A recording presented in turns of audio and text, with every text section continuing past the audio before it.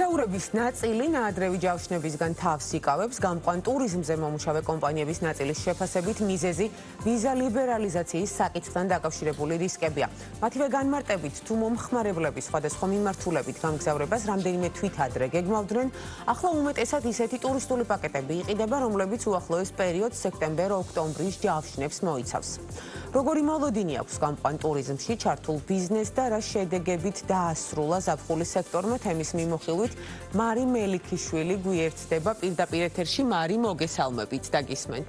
გამარჯობა თათია, მივესალმებით ჩვენს მაყურებელს, ვიდრე გამყვანი ტურიზმის სექტორისთვის ყველაზე აქტიურ ზაფხულის ცხელ სეზონს და მის შედეგებს მიმოვიხილავთ, საშემოდგომო ტენდენციებს ერთად გადავავლოთ თვალი. ადგილობრივი ტურ ოპერატორები ამბობენ, რომ მიმდინარე სეზონზე საკმაოდ მაღალი დატვირთვა აქვს და სექტემბერ-ოქტომბრის თვეები თითქმის სრულად ათვისებულია ტურ პაკეტების გაყიდვების კუთხით. მათი თქმით, ამ სეზონზე განსაკუთრებით აქტიური როგორც წესი ევროპის მიმართულებებია და მოგზაურები ირჩევენ ისეთ ქვეყნებს, როგორებიცაა იტალია, ესპანეთი, გერმანია, საფრანგეთი, ავსტრია და სხვა ევროპული ქვეყნები. ასევე გააქტიურებულია ინდივიდუალურთან ერთად ჯგუფური შემეცნებითი ტურები ისეთი მიმართულებებით, როგორებიცაა სამხრეთ ამერიკა, აზიის ეგზოტიკური ქვეყნები და აფრიკის კონტინენტიც კი. მათ შორის ძალიან მოთხოვნადია ჯგუფური ტურები ბრაზილიაში, არგენტინაში, ვიეტნამსა და ეთიოპიაში. გამყვან ტურიზმზე მომუშავე კომპანიებში ამბობენ იმასაც, რომ ინტერესი გაჩნდა კატარის დედაქალაქ დოჰას მიმართად, სადაც ასევე დაიგეგმა ჯგუფური ტურები, თუმცა აქ ერთი ფაქტია გასათვალისწინებელი, აღნიშნული ტურ პაკეტები, როგორც თავში აღვნიშნეთ, უმეტესად მოიცავს სექტემბერი-ოქტომბრის თვეებს, მომდევნო თვეებში კი კომპანიებს ჯავშნების დეფიციტი აქვთ.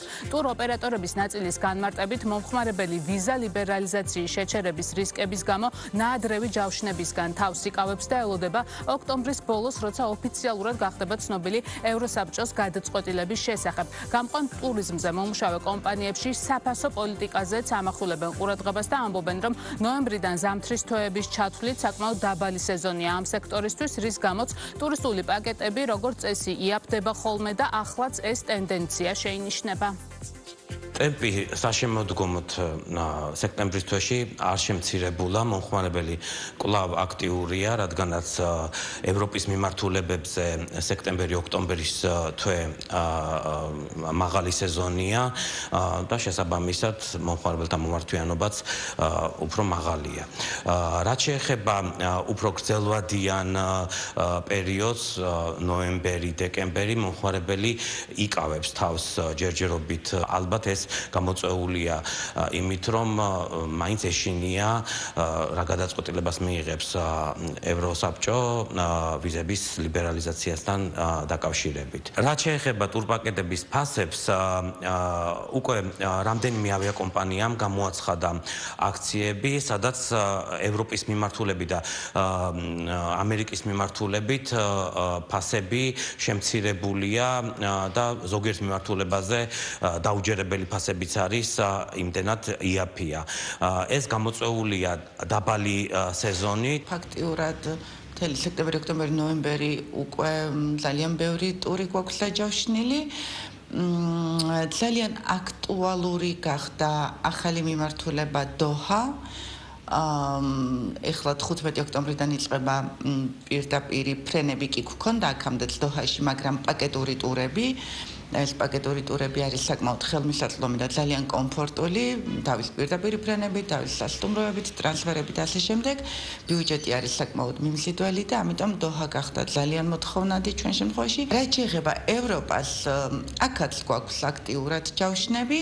თუმცა არის კატეგორია ადამიანების, რომლებსაც უნდათ დაჯავშნონ, მაგრამ ეშინიათ ზუსტად აი ამ ვიზა ლიბერალიზაციის გამო და ელოდებიან აი ამ რაღაც სხდომას, რა გადაწყვეტილება იქნება მიღებული. ზაფხულის სეზონის შეჯამებასთან დაკავშირებით კი არაერთგვაროვანი სურათი გვაქვს. რიგ კომპანიებში ამბობენ, რომ გაყიდული ტურისტული პაკეტების რაოდენობა და ასევე შემოსავლების მოცულობა წინა წლის ზაფხულის სამ თვესთან შედარებით დაახლოებით 10%-ით შეუმცირდათ. რიგ კომპანიებში კი მცირე, თუმცა მაინც ზრდაზე საუბრობენ. ტურ ოპერატორები, რომლებსაც გაყიდვებში კლება ჰქონდათ, მიზეზად გაძურებულ ტურისტულ პაკეტებს ასახელებენ. მაგალითისთვის ამბობენ, რომ კვიპროსსა და თურქეთში, რომლებიც აქამდე დაბლ ბიუჯეტურ მიმართულებად მიიჩნეოდა, წელს სასტუმროების ფასები მკვეთრად იყო გაზრდილი და ფაქტობრივად ევროპული საზღვაო კურორტების სასტუმროების ფასებს უტოლდებოდა, რის გამოც დაბოლ ბიუჯეტური მოგზაურობის მსურველმა პირებმა ტურისტული პაკეტების შეძენა ვერ შეძლეს. ის რომ ტურისტული პაკეტები აქამდე ბიუჯეტური მიმართულებებით წელს გაძურებული იყო, ადასტურებენ გამყვან ტურიზმზე მომუშავე იმ კომპანიებშიც, რომლებსაც ზრდა ჰქონდათ და სწორედ ამ სიძვირეს უკავშირებენ იმ ფაქტს, რომ გაყიდული ტურ პაკეტების რიცხვი მხოლოდ მინიმალურად გაეზარდათ და არა იმ პროცენტული მაჩვენებლით, რაც გასულ წლებში ჰქონდათ. ჩვენი კომპანიის შემთხვევაში სტაბილურად წარმატებით ჩავამთავრეთ ზაფხულის სეზონი. ალბათ სადღაც 10%-იანი ზრდა გვაქვს იმის მიუხედავად, რომ ფასები საკმაოდ მაღალი იყო წინა ზაფხულთან შედარებით. თუმცა არა, ეგ ფაქტორი არ ასახულა ჩვენს მომხმარებელზე დიდად. იყო მომენტები, როცა პირობითად თურქეთზე ფასების ზრდამ გამოიწვია ის, რომ ადამიანებმა აღარ გადაიხადეს ამდენი თანხა თურქეთში და არჩიეს უკვე ევროპის ზღვისპირა კურორტები, თუმცა დასვენებაზე რაღაცნაირად უარი არ უთქვამთ ამ ადამიანებს, რაც ძალიან მახარებს. ყველაზე მოთხოვნადად მაინც თურქეთი ითვლებოდა ჩვენი კომპანიის შემთხვევაში, მასთან ერთად საბერძნეთი, კვიპროსი და როგორც აუღნიშნა, საკმაოდ დიდი მოთხოვნა იყო პორტუგალიაზე, ესპანეთზე. წინა წელთან შედარებით წელს დაახლოებით 10%-იანი შემცირება გვაქვს გაყიდვებში. ეს ალბათ გამოწვეული არის ფასების მომატებით სასტუმროებზე. მაგალითად, რო ვთქვათ, რომ შარშან ყველაზე მეტად გაყიდვადი ბიუჯეტურ ტურებში იყო კვიპროსის მიმართულება. წელს კვიპროსის მიმართულებაში სასტუმროებმა ფასები თითქმის ორჯერ გაზარდეს, რამაც გამოიწვია მომხმარებელთა შემცირება. აქტიური მიმართულებები ზაფხულის თვეში კვლავ რჩებოდა თურქეთის მიმართულება, უფრო ეგეოსის ზღვის სანაპირო, შემდეგ ესპანეთის საზღვაო კურორტები და კვიპროსის მიმართულება. ამ წელიწადს ზაფხულის პერიოდში გამოიკვეთა მომხმარებელთა მოთხოვნა საკრუიზო მომსახურებაზე. აქვე სტატისტიკურ მაჩვენებლებსაც მოგაწვდით გამყვან ტურიზმზე, სადაც ბოლო მონაცემებით ზრდა შეინიშნება, კერძოდ 2025 წლის მეორე კვარტალში საქართველოს რეზიდენტი ვიზიტორების მიერ საზღვარგარეთ განხორციელდა 386,000-მდე ტურისტული ტიპის ვიზიტი, რაც 7%-ით მეტია წინა წლის ანალოგიური პერიოდის მაჩვენებელზე. მარი, მადლობა. გამყვანი ტურიზმის ტენდენციებზე ამომწურავად მარი მელიქიშვილი საუბრობდა ჩვენს ეთერში.